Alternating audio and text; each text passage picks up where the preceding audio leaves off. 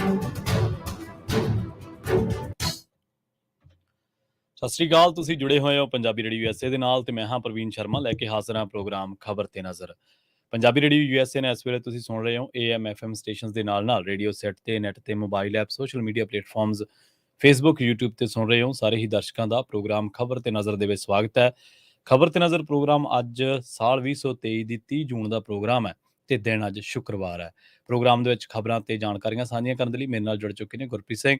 ਗੁਰਪ੍ਰੀਤ ਜੀ, ਸਤਿ ਸ਼੍ਰੀ ਅਕਾਲ। ਸਵਾਗਤ ਹੈ ਪ੍ਰੋਗਰਾਮ ਖਬਰ ਤੇ ਨਜ਼ਰ ਦੇ ਵਿੱਚ।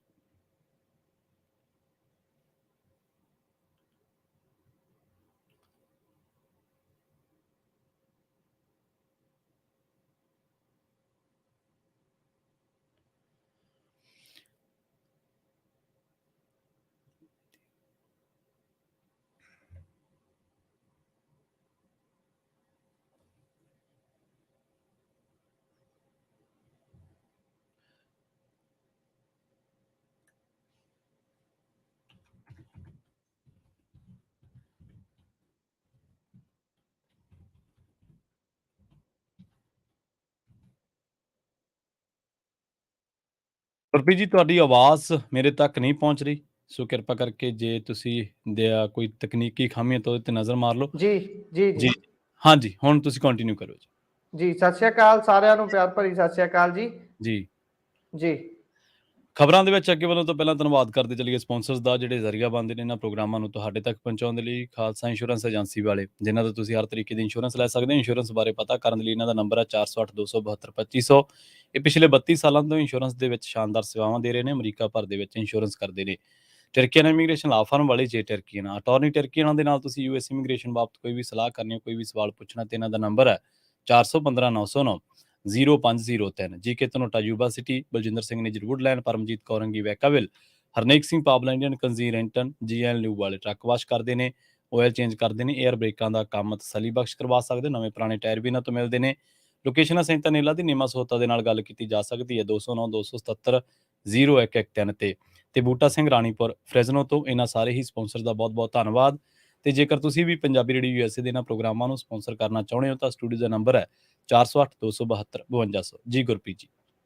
ਜੀ ਸੋ ਰੁਖ ਖਬਰਾਂ ਦਾ ਕਰਦੇ ਹਾਂ, ਹੁਣ ਸਿੱਧਾ ਖਬਰਾਂ ਦੇ ਵੱਲ ਚੱਲੀਏ। ਤਾਂ ਸਭ ਤੋਂ ਪਹਿਲਾਂ ਗੱਲ ਕਰੀਏ ਭਾਈ ਅਮਰਤਪਾਲ ਸਿੰਘ ਦੀ। ਉਹਨਾਂ ਦੇ ਨਾਲ ਜੁੜੀ ਹੋਈ ਖਬਰ ਸਾਹਮਣੇ ਆਈ ਹੈ। ਡਿਬਰੂਗੜ੍ਹ ਜੇਲ੍ਹ ਦੇ ਵਿੱਚ ਵਾਰਿਸ ਪੰਜਾਬ ਦੇ ਮੁਖੀ ਭਾਈ ਅਮਰਤਪਾਲ ਸਿੰਘ ਤੇ ਉਹਨਾਂ ਦੇ ਸਾਥੀਆਂ ਦੇ ਖਾਣੇ ਦੇ ਵਿੱਚ ਤੰਬਾਕੂ ਮਿਲਣ ਅਤੇ ਫੋਨ ਤੇ ਗੱਲ ਨਾ ਕਰਨ ਦੇਣ ਦੀ ਸ਼ਿਕਾਇਤ ਤੋਂ ਬਾਅਦ ਹੁਣ ਭਾਈ ਅਮਰਤਪਾਲ ਸਿੰਘ ਦੇ ਪਿਤਾ ਨੇ, ਜਿਹੜੇ ਤਰਸੇਮ ਸਿੰਘ, ਉਹਨਾਂ ਦਾ ਇੱਕ ਵੱਡਾ ਦਾਅਵਾ ਹੈ, ਹੋਰ ਇੱਕ ਵੱਡਾ ਦਾਅਵਾ ਕੀਤਾ ਹੈ। ਤੇ ਪਿਤਾ ਨੇ ਦੱਸਿਆ ਕਿ ਜੇਲ੍ਹ 'ਚ ਬੰਦ ਕੈਦੀਆਂ ਦੀ ਤਬੀਅਤ ਖਰਾਬ ਰਹਿੰਦੀ ਹੈ ਤੇ ਉਹਨਾਂ ਦੇ ਚੰਗੇ ਇਲਾਜ ਦਾ ਪ੍ਰਬੰਧ ਕੋਈ ਨਹੀਂ ਕੀਤਾ ਜਾਂਦਾ, ਜਿਸ ਤੋਂ ਬਾਅਦ ਉਹਨਾਂ ਦੇ ਚੰਗੇ ਪ੍ਰਬੰਧ ਲਈ ਇੰਤਜ਼ਾਮ ਕਰਨ ਦੀ ਗੱਲ ਆਖੀ ਜਾ ਰਹੀ ਹੈ। ਇਸੇ ਦੇ ਨਾਲ ਉਹਨਾਂ ਨੇ ਆਖਿਆ ਕਿ ਜਥੇਦਾਰ ਸ਼੍ਰੀ ਅਕਾਲ ਤਖਤ ਸਾਹਿਬ ਅਤੇ ਸ਼੍ਰੋਮਣੀ ਗੁਰਦੁਆਰਾ ਪ੍ਰਬੰਧਕ ਕਮੇਟੀ ਨੂੰ ਵੀ ਇਸ ਦਾ ਨੋਟਿਸ ਲੈਣਾ ਚਾਹੀਦਾ, ਕਿਉਂਕਿ ਖਾਣੇ ਦੇ ਵਿੱਚ ਤੰਬਾਕੂ ਮਿਲਿਆ ਹੈ।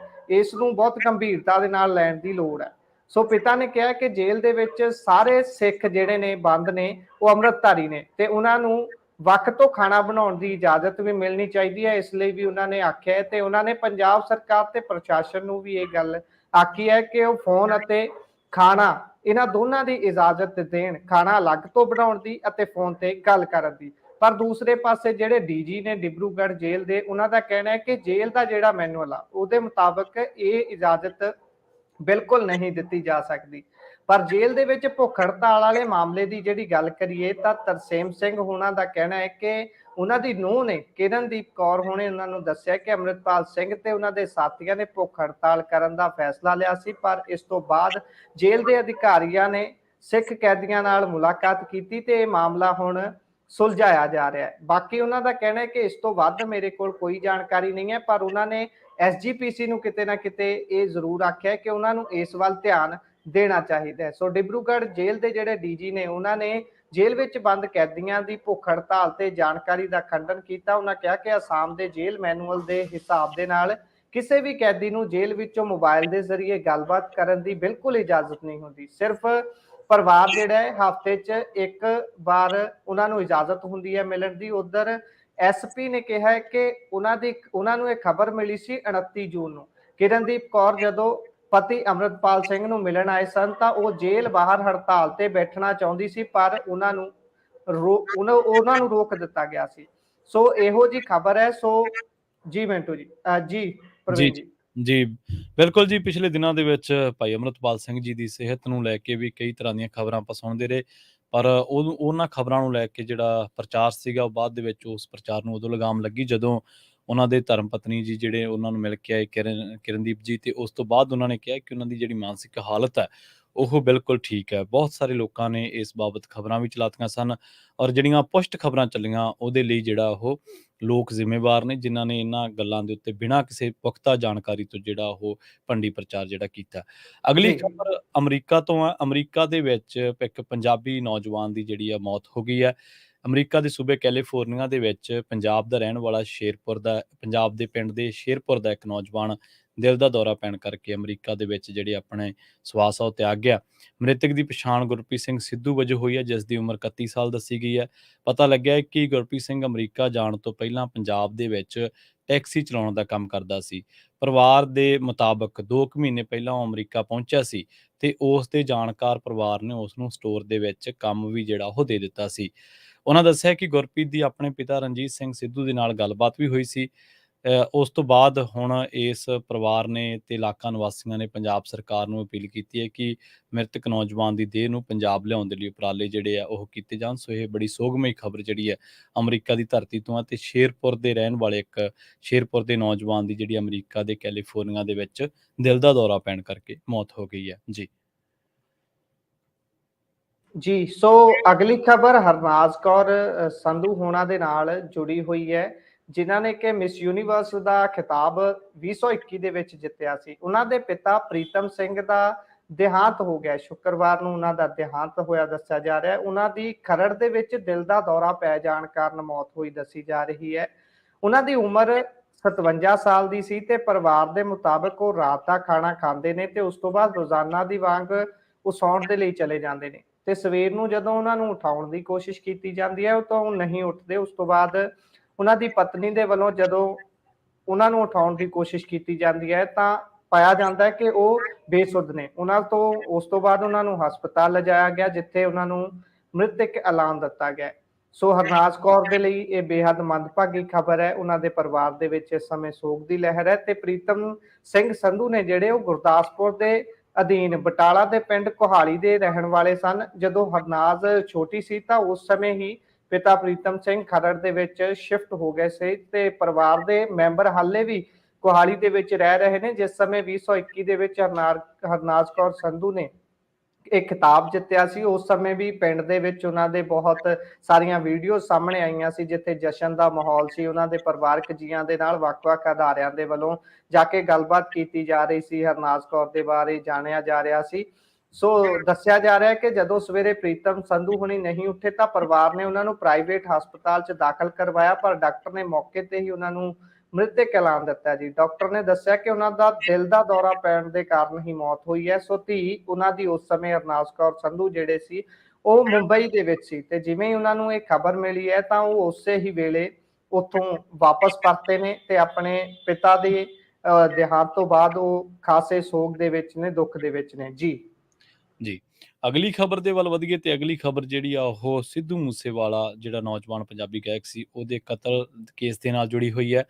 ਮੋਹਾਲੀ ਦੇ ਵਿੱਚ ਹੁਣ ਸ਼੍ਰੋਮਣੀ ਅਕਾਲੀ ਦਲ ਦੇ ਸਟੂਡੈਂਟ ਵਿੰਗ SOI ਦੇ ਜਿਹੜੇ ਲੀਡਰ ਸੀਗਾ ਵਿੱਕੀ ਮਿੱਡੂ ਖੇੜਾ, ਉਹਦੇ ਕਤਲ ਦੇ ਮਾਮਲੇ ਦੇ ਵਿੱਚ ਨਾਮਜ਼ਦ ਸ਼ਗਨਪ੍ਰੀਤ ਉੱਤੇ ਛੇਤੀ ਹੀ ਪੁਲਿਸ ਜਿਹੜੀ ਆ ਉਹ ਸ਼ਿਕੰਜਾ ਕੱਸ ਸਕਦੀ ਹੈ। ਪੰਜਾਬੀ ਸਿੰਗਰ ਸਿੱਧੂ ਮੂਸੇਵਾਲਾ ਦਾ ਮੈਨੇਜਰ ਰਿਹਾ ਸ਼ਗਨਪ੍ਰੀਤ ਮਿੱਡੂ ਖੇੜਾ ਦੇ ਕਤਲ ਤੋਂ ਬਾਅਦ ਲਾਰੈਂਸ ਗੈਂਗ ਤੋਂ ਧਮਕੀਆਂ ਮਿਲਣ ਤੋਂ ਬਾਅਦ ਆਸਟ੍ਰੇਲੀਆ ਭੱਜ ਗਿਆ ਸੀ। ਪੁਲਿਸ ਛੇਤੀ ਹੀ ਸ਼ਗਨਪ੍ਰੀਤ ਨੂੰ ਭਾਰਤ ਲਿਆਉਣ ਦੇ ਲਈ ਤੇ ਮਿੱਡੂ ਖੇੜਾ ਦੇ ਕਤਲ ਮਾਮਲੇ ਦੀ ਜਾਂਚ ਦੇ ਵਿੱਚ ਉਹਦੇ ਤੋਂ ਪੁੱਛ ਪੜਤਾਲ ਜਿਹੜੀ ਆ ਉਹ ਕਰ ਸਕਦੀ ਹੈ ਤੇ ਇਸ ਮਾਮਲੇ ਦੇ ਵਿੱਚ ਹੁਣ ਰੈੱਡ ਕਾਰਨਰ ਨੋਟਿਸ ਆ ਜਿਹੜਾ ਉਹ ਜਾਰੀ ਕੀਤਾ ਜਾ ਸਕਦਾ ਹੈ। ਪਤਾ ਇਹ ਲੱਗਿਆ ਕਿ ਮੁੱਖ ਮੰਤਰੀ ਭਗਵੰਤ ਮਾਨ ਤੋਂ ਹਰੀ ਝੰਡੀ ਮਿਲਣ ਤੋਂ ਬਾਅਦ ਪੁਲਿਸ ਨੇ ਆਪਣਾ ਪ੍ਰੋਸੈਸ ਆ ਜਿਹੜਾ ਉਹ ਸ਼ੁਰੂ ਕੀਤਾ ਹੈ। ਵਿੱਕੀ ਮਿੱਡੂ ਖੇੜਾ ਜਿਹੜਾ ਉਹਨੂੰ ਬੰਬੀਹਾ ਗੈਂਗ ਦੇ ਸ਼ੂਟਰਾਂ ਨੇ ਦਿਨ ਦਿਹਾੜੇ 7 ਮਈ 2021 ਨੂੰ ਗੋਲੀਆਂ ਮਾਰ ਕੇ ਮਾਰ ਦਿੱਤਾ ਸੀ। ਸੈਕਟਰ 71 ਦੇ ਵਿੱਚ ਇਹ ਘਟਨਾ ਵਾਪਰੀ ਸੀ ਮੋਹਾਲੀ ਦੇ ਵਿੱਚ। ਸ਼ਾਰਪ ਸ਼ੂਟਰਸ ਜਿਹੜੇ ਨੇ ਉਹ ਮਾਸਕ ਪਹਿਨਿਆ ਹੋਇਆ ਸੀ, ਉਹਨਾਂ ਨੇ ਆਪਣਾ ਮੂੰਹ ਢੱਕਿਆ ਹੋਇਆ ਸੀ ਤੇ 20 ਰਾਉਂਡ ਫਾਇਰ ਆ ਜਿਹੜੇ ਇਹਨਾਂ ਨੇ ਕੀਤੇ ਸੀਗੇ। ਸੀਸੀਟੀਵੀ ਦੇ ਵਿੱਚ ਇਹ ਪੂਰੀ ਘਟਨਾ ਜਿਹੜੀ ਹੈ ਕੈਦ ਹੋਈ ਸੀਗੀ। ਵਿਕਰਮਜੀਤ ਸਿੰਘ ਉਰਫ ਵਿੱਕੀ ਮਿੱਡੂ ਖੇੜਾ ਨੂੰ 9 ਗੋਲੀਆਂ ਲੱਗੀਆਂ ਸਨ ਤੇ ਉਸ ਤੋਂ ਬਾਅਦ ਸ਼ਗਨਪ੍ਰੀਤ ਦਾ ਨਾਮ ਇਸ ਮਾਮਲੇ ਦੇ ਵਿੱਚ ਸਾਹਮਣੇ ਆਉਂਦਾ ਹੈ। ਸ਼ਗਨਪ੍ਰੀਤ ਦੇ ਬਾਰੇ ਕਿਹਾ ਜਾਂਦਾ ਹੈ ਕਿ ਉਹ ਸਿੱਧੂ ਮੂਸੇਵਾਲੇ ਦਾ ਕਰੀਬੀ ਸੀ ਤੇ ਪਹਿਲਾਂ ਉਹ ਸਿੱਧੂ ਮੂਸੇਵਾਲੇ ਦੇ ਨਾਲ ਹੀ ਰਹਿੰਦਾ ਸੀ। ਮੂਸੇਵਾਲੇ ਦੇ ਸਾਰੇ ਸ਼ੋਅ ਜਿੰਨੇ ਹੁੰਦੇ ਸੀ ਉਹਦੀ ਡੀਲਿੰਗ ਕਰਦਾ ਸੀ। ਮੋਹਾਲੀ ਦੇ ਵਿੱਚ ਦਿਨ ਦਿਹਾੜੇ ਮਿੱਡੂ ਖੇੜਾ ਦੇ ਕਤਲ ਤੋਂ ਬਾਅਦ ਉਹਦਾ ਨਾਂ ਸਾਹਮਣੇ ਆਇਆ ਸੀ। ਦਿੱਲੀ ਪੁਲਿਸ ਦੇ ਸਪੈਸ਼ਲ ਸੈੱਲ ਦੀ ਜਾਂਚ ਦੇ ਵਿੱਚ ਸ਼ਗਨਪ੍ਰੀਤ ਦਾ ਸਬੰਧ ਮਿੱਡੂ ਖੇੜਾ ਕਤਲ ਦਾ ਜ਼ਿੰਮਾ ਲੈਣ ਵਾਲੇ ਗੈਂਗਸਟਰ ਕੌਸ਼ਲ ਚੌਧਰੀ ਦੇ ਸ਼ਾਰਪ ਸ਼ੂਟਰਾਂ ਦੇ ਨਾਲ ਜੁੜਿਆ ਹੋਇਆ। ਜੇਕਰ ਇਸ ਜੀ ਕਹਾਣੀ ਨੂੰ ਥੋੜਾ ਹੋਰ ਖੰਗਾਲ ਗਏ ਤਾਂ ਪਤਾ ਲੱਗਦਾ ਹੈ ਕਿ ਜਦੋਂ ਇਸ ਮਾਮਲੇ ਦੇ ਵਿੱਚ ਦਿੱਲੀ ਪੁਲਿਸ ਦੇ ਸਪੈਸ਼ਲ ਸੈੱਲ ਨੇ ਗ੍ਰਿਫਤਾਰੀ ਕੀਤੀ ਸੀ ਤਾਂ ਉਦੋਂ ਸ਼ਾਹਰੁਖ ਨਾਂ ਦਾ ਸ਼ਾਰਪ ਸ਼ੂਟਰ ਉਹਨਾਂ ਨੇ ਫੜਿਆ ਸੀ। ਸ਼ਾਹਰੁਖ ਨਾਂ ਦੇ ਸ਼ਾਰਪ ਸ਼ੂਟਰ ਨੇ ਇਸ ਗੱਲ ਦੀ ਜਾਣਕਾਰੀ ਦਿੱਤੀ ਸੀ ਕਿ ਪੰਜਾਬ ਦੇ ਵਿੱਚ ਹੋਰ ਵੱਡੀ ਵਾਰਦਾਤ ਹੋ ਸਕਦੀ ਹੈ ਤੇ ਇਸੇ ਪੁੱਛ ਪੜਤਾਲ ਦੇ ਵਿੱਚ ਇਹ ਗੱਲ ਸਾਹਮਣੇ ਆਈ ਸੀ ਜਦੋਂ ਪੁਲਿਸ ਨੇ ਇਹਨੂੰ ਹੋਰ ਖੰਗਾਲਿਆ ਕਿ ਜਿਹੜਾ ਦੂਜਾ ਵਿਰੋਧੀ ਗੈਂਗ ਹੈ ਉਹ ਸਿੱਧੂ ਮੂਸੇਵਾਲੇ ਨੂੰ ਵੀ ਟਾਰਗੇਟ ਤੇ ਲੈ ਰਿਹਾ। ਉਸ ਤੋਂ ਬਾਅਦ ਜਦੋਂ ਸਿੱਧੂ ਮੂਸੇਵਾਲੇ ਦਾ ਕਤਲ ਹੁੰਦਾ ਤਾਂ ਇਹ ਕਿਹਾ ਜਾਂਦਾ ਹੈ ਕਿ ਇਹ ਵਿੱਕੀ ਮਿੱਡੂ ਖੇੜਾ ਦਾ ਜਿਹੜਾ ਬਦਲਾ ਉਹ ਲਿਆ ਜਾਂਦਾ ਹੈ ਲਾਰੈਂਸ ਬਿਸ਼ਨੋਈ ਦੇ ਗੈਂਗ ਵੱਲੋਂ ਤੇ ਗੋਲਡੀ ਬਰਾੜ ਦੇ ਗੈਂਗ ਵੱਲੋਂ। ਸੋ ਇਹ ਦੋ ਗੈਂਗ ਦੀ ਜਿਹੜੀ ਰਾਈਵਲਰੀ ਹੈ, ਦੋ ਗੈਂਗ ਦਾ ਜਿਹੜਾ ਆਪਸੀ ਵੈਰ ਵਿਰੋਧ ਹੈ, ਉਹਦੇ ਵਿੱਚ ਸਿੱਧੂ ਮੂਸੇਵਾਲੇ ਦਾ ਵੀ ਨਾਂ ਆਉਂਦਾ ਹੈ। ਉਸ ਤੋਂ ਬਾਅਦ ਜਿਹੜੇ ਸਿੱਧੂ ਮੂਸੇਵਾਲੇ ਦੇ ਜਿਹੜੇ ਮਾਪੇ ਨੇ ਇਹਨਾਂ ਨੇ ਇਹ ਵੀ ਕਿਹਾ ਕਿ ਸਾਡੇ ਪੁੱਤ ਨੂੰ ਗੈਂਗਸਟਰਾਂ ਦੇ ਨਾਲ ਜੋੜ ਕੇ ਜਿਹੜੀ ਪੁਲਿਸ ਆ ਉਹ ਸਾਡੇ ਪੁੱਤ ਨੂੰ ਬਦਨਾਮ ਕਰ ਰਹੀ ਹੈ, ਉਹਦਾ ਨਾਮ ਬੇਵਜ੍ਹਾ ਗੈਂਗਸਟਰਾਂ ਦੇ ਨਾਲ ਜੋੜਿਆ ਜਾ ਰਿਹਾ ਹੈ। ਇੱਥੇ ਵੀ ਜ਼ਿਕਰ ਕਰਦੇ ਚੱਲੀਏ ਕਿ ਜਦੋਂ ਆਪਾਂ ਇਸ ਪੂਰੀ ਕਹਾਣੀ ਨੂੰ ਤਹਿਕੀਕਾਤ ਕਰਦੇ ਹਾਂ ਤਾਂ ਪਤਾ ਲੱਗਦਾ ਹੈ ਕਿ ਫਰੀਦਕੋਟ ਦੇ ਵਿੱਚ ਗੁਰਲਾਲ ਬਰਾੜ ਦਾ ਇੱਕ ਕਤਲ ਹੋ ਜਾਂਦਾ ਹੈ। ਗੁਰਲਾਲ ਬਰਾੜ ਗੋਲਡੀ ਬਰਾੜ ਦਾ ਚਚੇਰਾ ਭਰਾ ਸੀ। ਗੋਲਡੀ ਬਰਾੜ ਜਦੋਂ ਗੁਰਲਾਲ ਬਰਾੜ ਦਾ ਕਤਲ ਹੋ ਜਾਂਦਾ ਤਾਂ ਇਹਦਾ ਜਿਹੜਾ ਜ਼ਿੰਮਾ ਹੈ ਜਾਂ ਇਹਦਾ ਜਿਹੜਾ ਦੋਸ਼ ਹੈ ਉਹ ਲਾਉਂਦਾ ਉਹ ਬੰਬੀਹਾ ਗੈਂਗ ਦੇ ਉੱਤੇ ਤੇ ਉਹਦਾ ਕਹਿਣਾ ਇਹ ਹੈ ਕਿ ਗੁਰਲਾਲ ਬਰਾੜ ਇੱਕ ਮਿਊਜ਼ਿਕ ਕੰਪਨੀ ਚਲਾਉਣ ਜਾ ਰਿਹਾ ਸੀ ਜਿਹਦਾ ਉਹਨੇ ਅਫਸਾਨਾ ਖਾਨ ਦੇ ਨਾਲ ਕੰਟਰੈਕਟ ਕੀਤਾ ਸੀ ਤੇ ਅਫਸਾਨਾ ਖਾਨ ਦੇ ਜ਼ਰੀਏ ਹੀ ਅਫਸਾਨਾ ਖਾਨ ਨੇ ਸਿੱਧੂ ਮੂਸੇਵਾਲੇ ਨੂੰ ਕਿਹਾ ਵੀ ਸੀਗਾ ਕਿ ਮੈਨੂੰ ਗੈਂਗਸਟਰ ਧਮਕੀਆਂ ਦੇ ਰਹੇ। ਉਹ ਕਹਿੰਦਾ ਕਿ ਉਸ ਤੋਂ ਬਾਅਦ ਗੁਰਲਾਲ ਦਾ ਕਤਲ ਹੋ ਜਾਂਦਾ ਹੈ। ਫਿਰ ਦੀਪਕ ਭਾਦੂ ਦਾ ਪੁਲਿਸ ਇਨਕਾਊਂਟਰ ਕਰ ਦਿੰਦੀ ਹੈ ਤੇ ਇਹਨਾਂ ਸਾਰੇ ਹੀ ਦੋਸ਼ਾਂ ਦਾ ਜਿਹੜਾ ਜ਼ਿੰਮਾ ਹੈ, ਸਾਰੀਆਂ ਹੀ ਵਾਰਦਾਤਾਂ ਦਾ ਜ਼ਿੰਮਾ ਹੈ ਜਿਹੜਾ ਗੋਲਡੀ ਬਰਾੜ ਦਾ ਗੈਂਗ ਆ ਉਹ ਸਿੱਧੂ ਮੂਸੇਵਾਲਾ ਤੇ ਬੰਬੀਹਾ ਗੈਂਗ ਉੱਤੇ ਲਾ ਦਿੰਦਾ। ਪਰ ਬਾਅਦ ਦੇ ਵਿੱਚ ਜਦੋਂ ਤਹਿਕੀਕਾਤ ਹੁੰਦੀ ਹੈ ਤਾਂ ਉਦੋਂ ਜਿਹੜੀ ਗਰਾਰੀ ਆ ਉਹ ਸਾਰੀ ਆ ਕੇ ਸ਼ਗਨਪ੍ਰੀਤ ਤੇ ਅੜ ਜਾਂਦੀ ਹੈ। ਪੁਲਿਸ ਤਹਿਕੀਕਾਤ ਦੇ ਵਿੱਚ ਇਹ ਥਿਊਰੀ ਨਿਕਲ ਕੇ ਸਾਹਮਣੇ ਆਈ ਸੀਗੀ ਕਿ ਜਿਹੜਾ ਸ਼ਗਨਪ੍ਰੀਤ ਹੈ ਉਹਨੇ ਵਿੱਕੀ ਮਿੱਡੂ ਖੇੜਾ ਨੂੰ ਜਿਹੜੇ ਸ਼ੂਟਰ ਸ਼ੂਟ ਕਰਨ ਆਏ ਸੀਗੇ ਉਹਨਾਂ ਨੂੰ ਫਲੈਟ ਤੇ ਉਹਨਾਂ ਨੂੰ ਖਾਣਾ ਮੁਹੱਈਆ ਕਰਵਾਇਆ। ਇੱਥੋਂ ਤੱਕ ਕਿ ਰੇਕੀ ਕਰਵਾਉਣ ਤੱਕ ਦੀਆਂ ਵੀ ਗੱਲਾਂ ਸਾਹਮਣੇ ਆਈਆਂ। ਸੋ ਦੇਖਦੇ ਹਾਂ ਇਸ ਮਾਮਲੇ ਦੇ ਵਿੱਚ ਅੱਗੇ ਕੀ ਨਿਕਲਦਾ ਜੀ। ਜੀ ਸੋ ਇਹ ਤਾਂ ਵੇਖਣ ਵਾਲੀ ਗੱਲ ਹੋਊਗੀ। ਜਦੋਂ ਵੀ ਕਿਸੇ ਨਾਲ ਗੱਲ ਕਰਦੇ ਆ ਉਹ ਇਹ ਗੱਲ ਜ਼ਰੂਰ ਜੋੜਦੇ ਨੇ ਕਿ ਸਿੱਧੂ ਮੂਸੇਵਾਲੇ ਦੇ ਬਾਰ-ਬਾਰ ਲਿੰਕ ਜੋੜਨ ਦੀ ਕੋਸ਼ਿਸ਼ ਕੀਤੀ ਜਾਂਦੀ ਹੈ ਕਿ ਵੱਖ-ਵੱਖ ਗੈਂਗਸਟਰਾਂ ਨਾਲ ਉਹਦੇ ਲਿੰਕ ਸੀ ਜਾਂ ਫਿਰ ਕਿਸੇ ਨਾ ਕਿਸੇ ਤਰੀਕੇ ਨਾਲ ਉਹਦੀ ਮੌਤ ਜਿਹੜੀ ਹੋਈ ਹੈ ਸਿੱਧੂ ਮੂਸੇਵਾਲੇ ਦੀ ਉਹ ਇੱਕ ਗੈਂਗ ਵਾਰ ਦਾ ਨਤੀਜਾ ਸੀ। ਸੋ ਅਗਲੀ ਖਬਰ ਲੁਧਿਆਣੇ ਤੋਂ ਆ ਰਹੀ ਹੈ। ਲੁਧਿਆਣੇ ਦੇ ਵਿੱਚ ਇੱਕ ਔਰਤ ਦੇ ਵੱਲੋਂ ਖੁਦਕੁਸ਼ੀ ਕਰਨ ਦੀ ਕੋਸ਼ਿਸ਼ ਕੀਤੀ ਗਈ ਹੈ ਤੇ ਲੁਧਿਆਣੇ ਦੇ ਵਿੱਚ ਪੁਲਿਸ ਕਮਿਸ਼ਨਰ ਦੇ ਦਫ਼ਤਰ ਦੇ ਬਾਹਰ ਜਬਰ ਜਨਾਹ ਦੀ ਪੀੜਤਾ ਨੇ ਖੁਦ ਉੱਤੇ ਪੈਟਰੋਲ ਪਾ ਕੇ ਆਪਣੀ ਜ਼ਿੰਦਗੀ ਖਤਮ ਕਰਨ ਦੀ ਕੋਸ਼ਿਸ਼ ਕੀਤੀ ਹੈ। ਮੌਕੇ ਤੇ ਤਕਰੀਬਨ ਕਹਿੰਦੇ 25 ਮਿੰਟ ਤੱਕ ਇਹ ਹੰਗਾਮਾ ਚੱਲਦਾ ਰਿਹਾ। ਔਰਤ ਦਾ ਇਲਜ਼ਾਮ ਸੀ ਕਿ ਸਮਾਜ ਸੇਵੀ ਹੈ ਉੱਥੇ ਬਬਲੂ ਕੁਰੇਸ਼ੀ ਨਾਮ ਦਾ, ਉਸਨੇ ਉਸ ਔਰਤ ਦੇ ਨਾਲ ਜਬਰ ਜਨਾਹ ਕੀਤਾ ਹੈ। ਇਹ ਇਲਜ਼ਾਮ ਉਹ ਔਰਤ ਲਗਾ ਰਹੀ ਹੈ ਤੇ ਇਸ ਤੋਂ ਬਾਅਦ ਥਾਣਾ ਟਿੱਬਾ ਦੀ ਪੁਲਿਸ ਉਸ ਨੂੰ ਗ੍ਰਿਫਤਾਰ ਨਹੀਂ ਕਰਦੀ। ਇਸੇ ਕਾਰਨ ਕਰਕੇ ਇਹਨਾਂ ਦੇ ਵੱਲੋਂ ਆਪਣੇ ਆਪ ਨੂੰ ਅੱਗ ਲਗਾਉਣ ਦੀ ਕੋਸ਼ਿਸ਼ ਕੀਤੀ ਜਾਂਦੀ ਹੈ ਪੈਟਰੋਲ ਪਾ ਕੇ ਤੇ ਉਹਨਾਂ ਦਾ ਕਹਿਣਾ ਹੈ ਕਿ ਮੁਲਜ਼ਮ ਸ਼ਰੇਆਮ ਖੁੱਲੇ ਅਸਮਾਨ ਹੇਠਾਂ ਘੁੰਮ ਰਿਹਾ ਹੈ ਤੇ ਉਹਨਾਂ ਨੂੰ ਜਾਨੋਂ ਮਾਰਨ ਦੀਆਂ ਧਮਕੀਆਂ ਬਾਰ-ਬਾਰ ਦੇ ਰਿਹਾ ਹੈ। ਤੇ ਦੋਸ਼ ਲਾਉਣ ਵਾਲੀ ਔਰਤ ਨੇ ਦੱਸਿਆ ਕਿ 13 ਜੂਨ ਨੂੰ ਜਿਹੜਾ ਉਹਨਾਂ ਦਾ ਕਹਿਣਾ ਹੈ ਕਿ 13 ਜੂਨ ਨੂੰ ਬਬਲੂ ਨੇ ਉਹਨਾਂ ਨਾਲ ਜਬਰ ਜਨਾਹ ਕੀਤਾ। 17 ਜੂਨ ਨੂੰ ਪੁਲਿਸ ਨੇ ਮਾਮਲਾ ਦਰਜ ਕਰ ਲਿਆ। ਜਦੋਂ ਵੀ ਉਹ ਥਾਣੇ ਜਾਂਦੀ ਸੀ ਤਾਂ ਕੋਈ ਨਾ ਕੋਈ ਬਹਾਨਾ ਬਣਾ ਕੇ ਉਹਨਾਂ ਨੂੰ ਉੱਥੋਂ ਭਜਾ ਦਿੱਤਾ ਜਾਂਦਾ ਸੀ। ਉਹਨਾਂ ਦੀ ਕਿਸੇ ਪਾਸੇ ਸੁਣਵਾਈ ਨਹੀਂ ਹੋਈ। ਉਸਨੇ ਕਿਹਾ ਕਿ ਉਸ ਦੀ ਮੌਤ ਦੀ ਜ਼ਿੰਮੇਵਾਰ ਥਾਣਾ ਟਿੱਬਾ ਪੁਲਿਸ ਅਤੇ ਬਬਲੂ ਕੁਰੇਸ਼ੀ ਹੋਣਗੇ ਜੇਕਰ ਉਹਨਾਂ ਨੂੰ ਕੁਝ ਵੀ ਹੁੰਦਾ ਹੈ। ਸੋ ਪੁਲਿਸ ਨੇ ਦੇ ਵੱਡੇ ਅਫਸਰਾਂ ਨਾਲ ਮਿਲਣ ਤੋਂ ਬਾਅਦ ਵੀ ਉਹਨੂੰ ਇਨਸਾਫ ਨਹੀਂ ਮਿਲਿਆ, ਜਿਸ ਤੋਂ ਬਾਅਦ ਉਹਨਾਂ ਨੇ ਇਹ ਕਦਮ ਚੁੱਕਿਆ ਤੇ ਕਰੀਬ 25 ਮਿੰਟ ਤੱਕ ਉਸੇ ਥਾਣੇ ਦੇ ਬਾਹਰ ਪੁਲਿਸ ਕਮਿਸ਼ਨਰ ਦੇ ਦਫ਼ਤਰ ਦੇ ਬਾਹਰ ਇਹ ਸਾਰਾ ਕੁਝ 25 ਮਿੰਟ ਤੱਕ ਹੰਗਾਮਾ ਚੱਲਦਾ ਰਿਹਾ, ਜਿਸ ਤੋਂ ਬਾਅਦ ਉਹਨਾਂ ਨੂੰ ਰੋਕ ਲਿਆ ਗਿਆ। ਸੋ ਔਰਤ ਨੇ ਪੁਲਿਸ ਨੂੰ ਸ਼ਿਕਾਇਤ ਵਿੱਚ ਦੱਸਿਆ ਸੀ ਕਿ ਉਸਦੇ ਪਤੀ ਮੁਹੰਮਦ ਮੁਨੀਰ ਉਹਨਾਂ ਦੇ ਨਾਲ ਵਿਆਹ ਕਰਵਾਉਂਦੇ ਨੇ ਤੇ ਉਸ ਤੋਂ ਬਾਅਦ ਉਹ ਉੱਥੋਂ ਕਿਤੇ ਚਲੇ ਜਾਂਦੇ ਨੇ ਤੇ ਉਹ ਆਪਣੇ ਪਤੀ ਨੂੰ ਲੱਭਣ ਦੀ ਕਈ ਜਗ੍ਹਾ ਕੋਸ਼ਿਸ਼ ਕਰਦੇ ਨੇ, ਪਰ ਉਹ ਨਹੀਂ ਮਿਲਦੇ। ਜਿਸ ਤੋਂ ਬਾਅਦ ਉਹਨਾਂ ਨੂੰ ਕਿਸੇ ਨੇ ਦੱਸਿਆ ਕਿ ਸਮਾਜ ਸੇਵੀ ਨੇ ਬਬਲੂ ਕੁਰੈਸ਼ੀ, ਜਿਹੜੇ ਕਿ ਅਜਿਹੀਆਂ ਔਰਤਾਂ, ਅਜਿਹੇ ਲੋਕਾਂ ਦੀ ਮਦਦ ਕਰਦੇ ਨੇ। ਜਿਸ ਤੋਂ ਬਾਅਦ ਉਸ ਔਰਤ ਦਾ ਕਹਿਣਾ ਹੈ ਕਿ ਉਹਨਾਂ ਨੇ ਮਦਦ ਦੇ ਲਈ ਗੁਹਾਰ ਲਗਾਈ, ਉਹਨਾਂ ਦੇ ਨਾਲ ਸੰਪਰਕ ਕੀਤਾ।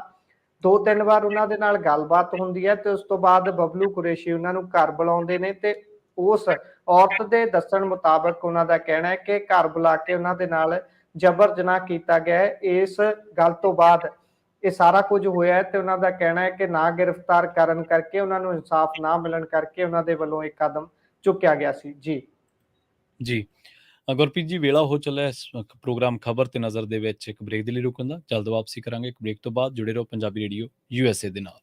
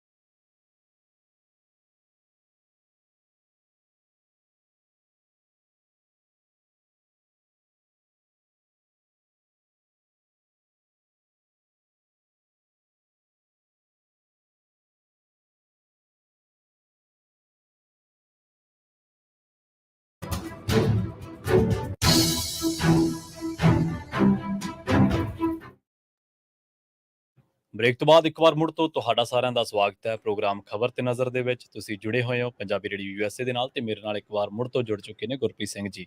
ਗੁਰਪ੍ਰੀਤ ਜੀ, ਬ੍ਰੇਕ ਤੋਂ ਬਾਅਦ ਸਵਾਗਤ ਹੈ ਜੀ। ਸਤਿ ਸ੍ਰੀ ਅਕਾਲ। ਸਤਿ ਸ਼੍ਰੀ ਅਕਾਲ ਜੀ। ਬ੍ਰੇਕ ਤੋਂ ਬਾਅਦ ਇੱਕ ਵਾਰ ਮੁੜ ਤੋਂ ਤੁਹਾਡਾ ਵੀ ਤੇ ਸਾਡੇ ਸਰੋਤਿਆਂ ਦਾ ਵੀ ਸਵਾਗਤ ਹੈ ਜੀ। ਸੋ ਖਬਰਾਂ ਦੇ ਵੱਲ ਵਧਦੇ ਹਾਂ। ਇੱਕ ਬੇहद ਮੰਦਭਾਗੀ ਖਬਰ ਆਈ ਹੈ। ਭੈਣ ਦੇ ਵਿਆਹ ਵਾਲੇ ਦਿਨ ਹੀ ਭਰਾ ਦੀ ਘਰੋਂ ਅਰਥੀ ਉੱਠੀ ਹੈ। ਇਹ ਖਬਰ ਹੁਸ਼ਿਆਰਪੁਰ ਦੇ ਨਾਲ ਸੰਬੰਧ ਰੱਖਦੀ ਹੈ। ਇੱਕੋ ਪਰਿਵਾਰ ਦੀ ਇੱਕੋ ਦਿਨ ਦੇ ਵਿੱਚ ਕਹਿ ਲਓ ਵੀ ਦੁਨੀਆ ਉਜੜ ਗਈ ਹੈ। ਮਾਮਲਾ ਮੀਰਪੁਰ ਕੋਟਲੀ ਦਾ ਹੈ। ਘਰ ਦੇ ਵਿੱਚ ਖੁਸ਼ੀ ਦਾ ਮਾਹੌਲ ਸੀ, ਭੈਣ ਦਾ ਵਿਆਹ ਸੀ ਤੇ ਇਹ ਨੌਜਵਾਨ ਜਿਸ ਦਾ ਨਾਮ ਦੱਸਿਆ ਜਾ ਰਿਹਾ ਦੀਪਕ, ਉਹ ਆਪਣੀ ਭੈਣ ਨੂੰ ਅਤੇ ਆਪਣੀ ਪਤਨੀ ਨੂੰ ਮੋਟਰਸਾਈਕਲ ਤੇ ਬਿਠਾ ਕੇ ਬਿਊਟੀ ਪਾਰਲਰ ਦੇ ਵਿੱਚ ਤਿਆਰ ਹੋਣ ਦੇ ਲਈ ਛੱਡਣ ਜਾਂਦਾ ਹੈ। ਬਿਊਟੀ ਪਾਰਲਰ ਦੇ ਵਿੱਚ ਆਪਣੀ ਭੈਣ ਨੂੰ ਛੱਡ ਦਿੰਦਾ ਹੈ ਤੇ ਆਪਣੀ ਪਤਨੀ ਨੂੰ ਨਾਲ ਲੈ ਕੇ ਫਿਰ ਤੋਂ ਘਰ ਵਾਪਸ ਆਉਣ ਲਈ ਨਿਕਲਦਾ ਹੈ, ਜਿੱਥੇ ਬਰਾਤ ਕਹਿੰਦੇ ਪਹੁੰਚ ਚੁੱਕੀ ਸੀ ਤੇ ਸਵਾਗਤ ਕਰਨਾ ਸੀ, ਜਲਦੀ ਦੇ ਵਿੱਚ ਸੀ। ਇੰਨੇ ਦੇ ਵਿੱਚ ਕੀ ਹੋਇਆ ਕਿ ਉਹਨਾਂ ਦੀ ਇੱਕ ਤੇਜ਼ ਆ ਰਹੇ ਟਰੈਕਟਰ ਦੇ ਨਾਲ ਟੱਕਰ ਹੋ ਗਈ, ਜਿਸ ਦੇ ਵਿੱਚ ਬੁਰੀ ਤਰੀਕੇ ਦੇ ਨਾਲ ਪਤਨੀ ਤਾਂ ਜ਼ਖਮੀ ਹੋਈ ਹੈ ਤਾਂ ਇਸ ਦੀਪਕ ਨਾਂ ਦੇ 23 ਸਾਲਾਂ ਨੌਜਵਾਨ ਦੀ ਮੌਕੇ ਤੇ ਹੀ ਮੌਤ ਹੋ ਜਾਂਦੀ ਹੈ। ਸੋ ਮਾਤਮ ਪਸਰ ਗਿਆ ਹੈ ਅਚਾਨਕ ਹੀ ਘਰ ਦੇ ਵਿੱਚ ਤੇ ਆਸ-ਪਾਸ ਮੌਜੂਦ ਲੋਕਾਂ ਨੇ ਦੱਸਿਆ ਕਿ ਜਿਹੜਾ ਟੱਕਰ ਹੋਈ ਹੈ ਇੰਨੀ ਜ਼ਬਰਦਸਤ ਸੀ ਕਿ ਇਸ ਦੀ ਆਵਾਜ਼ ਦੂਰ ਤੱਕ ਸੁਣੀ ਗਈ, ਜਿਸ ਤੋਂ ਬਾਅਦ ਮੌਕੇ ਤੇ ਜਦੋਂ ਲੋਕ ਪਹੁੰਚੇ ਤਾਂ ਵੇਲਾ ਹੱਥੋਂ ਖੁੰਝ ਚੁੱਕਾ ਸੀ। ਜਿਹੜਾ 23 ਸਾਲਾਂ ਦਾ ਦੀਪਕ ਸੀ, ਜਿਸ ਦਾ ਪਿੰਡ ਮੀਰਪੁਰ ਕੋਟਲੀ ਦੱਸਿਆ ਜਾ ਰਿਹਾ ਹੈ, ਉਹ ਉੱਥੇ ਹੀ ਦਮ ਤੋੜ ਚੁੱਕਾ ਸੀ। ਹਾਲਾਂਕਿ ਮੌਕੇ ਤੇ ਉਹ ਟਰੈਕਟਰ ਸਵਾਰ ਜਿਹੜਾ ਸੀ ਉਹ ਫਰਾਰ ਹੋ ਜਾਂਦਾ ਹੈ ਤੇ ਪੁਲਿਸ ਨੇ ਮਾਮਲਾ ਦਰਜ ਕਰ ਲਿਆ ਤੇ ਇਸ ਦੀ ਤਫਤੀਸ਼ ਸ਼ੁਰੂ ਕੀਤੀ ਹੈ ਕਿ ਉਹ ਕੌਣ ਹੈ ਤੇ ਉਸ ਨੂੰ ਫੜਨ ਦੀ ਕੋਸ਼ਿਸ਼ ਕੀਤੀ ਜਾ ਰਹੀ ਹੈ। ਪਰ ਬੇਹੱਦ ਮੰਦਭਾਗੀ ਖਬਰ ਹੈ। ਇੱਕ ਪਾਸੇ ਜਿੱਥੇ ਭੈਣ ਦੇ ਵਿਆਹ ਦੀਆਂ ਖੁਸ਼ੀਆਂ ਮਨਾਈਆਂ ਜਾ ਰਹੀਆਂ ਸੀ, ਭਰਾ ਨੇ ਆਪਣੇ ਫਰਜ਼ ਅਦਾ ਕਰਨੇ ਸੀ, ਉੱਥੇ ਹੀ ਇਸ ਤਰੀਕੇ ਦੇ ਨਾਲ ਅਚਾਨਕ ਸਾਰਾ ਕੁਝ ਤਬਾਹ ਹੋ ਜਾਂਦਾ ਹੈ ਤਾਂ ਬਹੁਤ ਮੰਦਭਾਗੀ ਇਹ ਖਬਰ ਹੈ ਜੀ। ਜੀ ਜੀ ਜੀ ਜੀ ਅਗਲੀ ਖਬਰ ਦੇ ਵੱਲ ਵਧੀਏ ਤੇ ਅਗਲੀ ਖਬਰ ਪੰਜਾਬ ਦੀ ਸਿਆਸਤ ਦੇ ਨਾਲ ਜਾ ਜੁੜਦੀ ਹੈ। ਪੰਜਾਬ ਦੀ ਸਿਆਸਤ ਦੇ ਵਿੱਚ ਸਾਬਕਾ ਸਪੀਕਰ ਤੇ ਸਾਬਕਾ ਐਮਐਲਏ ਜਿਹੜੇ ਨੇ, ਸਾਬਕਾ ਡਿਪਟੀ ਸਪੀਕਰ ਬੀਰ ਦਵਿੰਦਰ ਸਿੰਘ, ਉਹ ਨਹੀਂ ਰਹੇ। ਉਹ ਇਸ ਦੁਨੀਆ ਨੂੰ ਅਲਵਿਦਾ ਕਹਿ ਗਏ ਨੇ ਤੇ ਉਹਨਾਂ ਦੇ ਅਕਾਲ ਚਲਾਣੇ ਦੇ ਨਾਲ ਸਿਆਸੀ ਸਫਾਂ ਦੇ ਵਿੱਚ ਇੱਕ ਵਾਰ ਸੋਗ ਦਾ ਮਾਹੌਲ ਹੈ। ਬੀਰ ਦਵਿੰਦਰ ਸਿੰਘ ਪੰਜਾਬ ਦੇ ਵਿੱਚ ਇੱਕ ਮੰਨੇ ਪ੍ਰਮੰਨੇ ਇੰਟੈਲੈਕਚੁਅਲ ਸਨ। ਹਾਲਾਂਕਿ ਸਿੱਖ ਫਿਲਾਸਫੀ ਨੂੰ ਲੈ ਕੇ, ਸਿੱਖ ਵਿਚਾਰਧਾਰਾ ਨੂੰ ਲੈ ਕੇ, ਪੰਥਕ ਮਸਲਿਆਂ ਨੂੰ ਲੈ ਕੇ ਕਈ ਥਾਈਂ ਉਹਨਾਂ ਦੇ ਨਾਲ ਸਿੱਖ ਚਿੰਤਕਾਂ ਦੇ ਨਾਲ ਕਈ ਵਾਰੀ ਉਹਨਾਂ ਦੀ ਕੰਟਰਾਡਿਕਸ਼ਨ ਸੀਗੀ ਕਈ ਮਸਲਿਆਂ ਦੇ ਉੱਤੇ, ਪਰ ਫਿਰ ਵੀ ਪੰਜਾਬ ਦੇ ਵਿੱਚ ਸਤਿਕਾਰੇ ਜਾਂਦੇ ਸਨ। ਪੰਜਾਬ ਦੇ ਵਿੱਚ ਉਹਨਾਂ ਨੇ ਪਹਿਲਾਂ ਉਹ ਕਾਂਗਰਸ ਪਾਰਟੀ ਦੇ ਵਿੱਚ ਸਨ, ਫਿਰ ਉਹ ਜਿਹੜਾ ਸ਼੍ਰੋਮਣੀ ਅਕਾਲੀ ਦਲ ਟਕਸਾਲੀ ਦੇ ਵਿੱਚ ਚਲੇ ਗਏ, ਸ਼੍ਰੋਮਣੀ ਅਕਾਲੀ ਦਲ ਦੇ ਵਿੱਚ ਵੀ ਚਲੇ ਗਏ ਸੀ, ਫਿਰ ਉਹ people party of Punjab Manpreet Badal ਦੇ ਨਾਲ ਚਲੇ ਗਏ ਸੀ, ਫਿਰ ਉਹਨਾਂ ਨੇ ਸ਼੍ਰੋਮਣੀ ਅਕਾਲੀ ਦਲ ਸੰਯੁਕਤ ਜਿਹੜਾ ਉਹਦੇ ਵਿੱਚ ਉਹ ਚਲੇ ਗਏ ਸਨ। ਬੀਰ ਦਵਿੰਦਰ ਸਿੰਘ ਨੂੰ ਅਕਸਰ ਹੀ ਪੰਜਾਬ ਦੇ ਵਿੱਚ ਜ਼ਹੀਨ ਲੋਕਾਂ ਦੇ ਵਿੱਚ ਗਿਣਿਆ ਜਾਂਦਾ ਹੈ। ਹਾਲਾਂਕਿ 80 ਦੇ ਦਹਾਕੇ ਦੇ ਵਿੱਚ ਜੋ ਪੰਜਾਬ ਦੇ ਵਿੱਚ ਹੁੰਦਾ ਹੈ, ਉਸ ਨੂੰ ਲੈ ਕੇ ਬੀਰ ਦਵਿੰਦਰ ਸਿੰਘ ਨਾਲ ਕਈ ਲੋਕਾਂ ਦੀਆਂ ਕੰਟਰਾਡਿਕਸ਼ਨਸ ਹੁੰਦੀਆਂ ਨੇ, ਪਰ ਉਹਨਾਂ ਦੇ ਅਕਾਲ ਚਲਾਣੇ ਨਾਲ, ਹਾਲਾਂਕਿ ਇਹ ਇੱਥੇ ਵੀ ਕਹਿਣਾ ਵਾਜਬ ਹੋਊਗਾ ਕਿ ਕੁਝ ਸਿੱਖ ਇਸ਼ੂਜ਼ ਨੂੰ ਲੈ ਕੇ, ਕੁਝ ਪੰਥਕ ਮਸਲਿਆਂ ਨੂੰ ਲੈ ਕੇ ਉਹਨਾਂ ਦੀ ਰਾਏ ਸਿੱਖ ਚਿੰਤਕਾਂ ਦੇ ਨਾਲ, ਪੰਥਕ ਲੋਕਾਂ ਦੇ ਨਾਲ ਮਿਲਦੀ ਵੀ ਸੀ, ਪਰ ਬਾਵਜੂਦ ਇਸ ਦੇ ਕਈ ਥਾਵਾਂ ਉਹਨਾਂ ਦੀ ਕੰਟਰਾਡਿਕਸ਼ਨ ਜਿਹੜੀ ਸੀਗੀ। ਤੇ 1980 ਦੀ ਗੱਲ ਆ ਜਦੋਂ ਸਰਹੰਦ ਤੋਂ ਜਿੱਤੇ ਸਨ ਉਹ, ਮਾਫ ਕਰਨਾ, ਤੇ ਉਹਨਾਂ ਨੂੰ ਜਿਹੜਾ ਸਰਹੰਦ ਤੋਂ ਜਿੱਤਣ ਤੋਂ ਬਾਅਦ ਫਿਰ 2002 ਦੇ ਵਿੱਚ ਜਦੋਂ ਕਾਂਗਰਸ ਸੱਤਾ ਦੇ ਵਿੱਚ ਆਉਂਦੀ ਹੈ ਤੇ ਕਾਂਗਰਸੀ ਟਿਕਟ ਦੇ ਉੱਤੇ ਉਹ ਜਿੱਤਦੇ ਨੇ ਤੇ ਡਿਪਟੀ ਸਪੀਕਰ ਫਿਰ ਉਹ ਬਣਦੇ ਨੇ। ਉਸ ਤੋਂ ਬਾਅਦ ਫਿਰ ਉਹ ਜਿਹੜਾ ਉਹਨਾਂ ਦਾ ਕਾਂਗਰਸ ਦੇ ਨਾਲ ਕਈ ਥਾਂ ਤੇ ਕੰਟਰਾਡਿਕਸ਼ਨਸ ਹੋ ਜਾਂਦੀਆਂ ਨੇ ਤੇ ਕਈ ਥਾਂ ਉਹਨਾਂ ਨੇ ਕਾਂਗਰਸ ਦੀਆਂ ਜਿਹੜੀਆਂ ਖਾਮੀਆਂ ਸੀਗੀਆਂ ਪੰਜਾਬ ਦੇ ਵਿੱਚ ਲੀਡਰਸ਼ਿਪ ਦੇ ਵਿੱਚ, ਉਹ ਵੀ ਜਿਹੜੀਆਂ ਨੇ ਉਹ ਉਜਾਗਰ ਕੀਤੀਆਂ ਸਨ। ਅਕਸਰ ਉਹ ਬੇਬਾਕੀ ਦੇ ਨਾਲ ਬੋਲਦੇ ਸਨ। ਇਸੇ ਕਰਕੇ ਇਹ ਕਿਹਾ ਜਾਂਦਾ ਹੈ ਕਿ ਬੀਰ ਦਵਿੰਦਰ ਸਿੰਘ, ਜਗਮੀਤ ਸਿੰਘ ਬਰਾੜ, ਸੁਖਪਾਲ ਖਹਿਰਾ, ਇਹ ਲੋਕ ਜ਼ਹੀਨ ਤਾਂ ਬਹੁਤ ਨੇ, ਇਹਨਾਂ ਨੂੰ ਗਿਆਨ ਬਹੁਤ ਹੈ, ਵਿਦਵਾਨ ਨੇ, ਇੰਟੈਲੈਕਚੁਅਲ ਟਾਈਪ ਲੋਕ ਨੇ।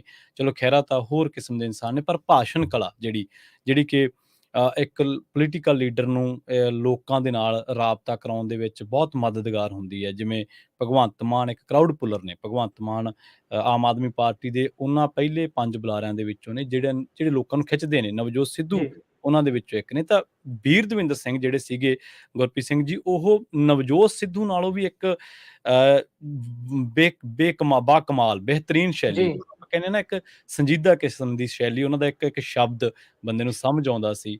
ਇੱਕ ਸ਼ਬਦ ਤੇ ਉਹ ਇੰਨਾ ਜ਼ੋਰ ਦਿੰਦੇ ਸਨ, ਇੰਨਾ ਸਟ੍ਰੈਸ ਦਿੰਦੇ ਸਨ ਕਿ ਉਹਨਾਂ ਦੀ ਜਿਹੜੀ ਸ਼ੈਲੀ ਸੀ ਉਹ ਬੰਦੇ ਨੂੰ ਕੀਲ ਲੈਂਦੀ ਸੀ ਤੇ ਜੀ ਵਿਰੋਧੀ ਵੀ ਉਹਨਾਂ ਦੇ ਕਈ ਵਾਰੀ ਗੁਣਾਂ ਦਾ ਸਤਿਕਾਰ ਕਰਦੇ ਸਨ। ਪਰ ਕਾਂਗਰਸ ਦੇ ਵਿੱਚ ਉਹਨਾਂ ਦੀ ਗੱਲ ਨਹੀਂ ਬਣੀ।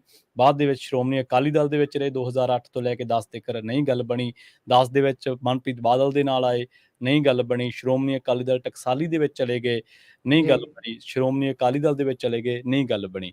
ਸੋ ਜਿਹੜਾ ਉਹਨਾਂ ਦਾ ਪਿਛਲਾ ਸਮਾਂ ਸੀ ਸਿਆਸਤ ਦੇ ਵਿੱਚ, ਜੋ ਪਿਛਲਾ ਦੌਰ ਸੀ, ਉਹ ਕੋਈ ਇੰਨਾ ਕਾਮਯਾਬੀ ਭਰਿਆ ਨਹੀਂ ਰਿਹਾ। ਪਰ ਮੁੱਢਲੇ ਦੌਰ ਦੇ ਵਿੱਚ ਜ਼ਰੂਰ ਉਹਨਾਂ ਨੇ ਆਪਣੇ ਆਪ ਨੂੰ ਪੰਜਾਬ ਦੀ ਸਿਆਸਤ ਦੇ ਵਿੱਚ ਸਥਾਪਿਤ ਕੀਤਾ। ਦਲ ਬਦਲੀਆਂ ਨੇ ਜਿਹੜੀਆਂ ਕਿ ਤੁਹਾਨੂੰ ਕਈ ਵਾਰੀ ਬੰਦਾ ਗਿਆਨ ਦੇ ਵਿੱਚ, ਕਈ ਵਾਰੀ ਵਿਦਵਤਾ ਦੇ ਵਿੱਚ ਇੰਨਾ ਕੁ ਆਪਣੇ ਆਪ ਨੂੰ ਅੱਗੇ ਲੰਘ ਜਾਂਦਾ ਮਹਿਸੂਸ ਕਰਦਾ ਕਿ ਉਹਦੀਆਂ ਦੂਜੇ ਲੋਕਾਂ ਨਾਲ ਕਿਤੇ ਰਾਏ ਹੀ ਨਹੀਂ ਮਿਲਦੀ। ਸੋ ਉਹ ਜੀ ਇਸ ਤਰ੍ਹਾਂ ਦੇ ਸੀਗੇ ਕਿ ਉਹਨਾਂ ਦੀ ਰਾਏ ਨਹੀਂ ਮਿਲਦੀ ਸੀ, ਘੱਟ ਮਿਲਦੀ ਸੀ। ਪਰ ਅਖੀਰ ਤੇ ਜਦੋਂ ਸ਼੍ਰੋਮਣੀ ਅਕਾਲੀ ਦਲ ਟਕਸਾਲੀ ਦੇ ਵਿੱਚ, ਜਿਹੜਾ ਕਿ ਸ਼ਾਇਦ ਉਹਨਾਂ ਨੇ 2019 ਦੇ ਵਿੱਚ ਜੁਆਇਨ ਕੀਤਾ ਸੀਗਾ, ਉੱਥੇ ਫਿਰ ਉਹ ਕਈ ਲੋਕਾਂ ਦੇ ਨਾਲ ਪੰਥਕ ਮਸਲਿਆਂ ਉੱਤੇ ਕੰਮ ਕਰਨ ਦੀ ਜਿਹੜੀ ਚਾਹਨਾ ਸੀਗੀ, ਜਿਹੜੀ ਲੋਚਾ ਸੀ ਉਹਨਾਂ ਦੀ, ਉਹ ਉਹਨਾਂ ਨੇ ਜ਼ਾਹਰ ਕੀਤੀ ਸੀ।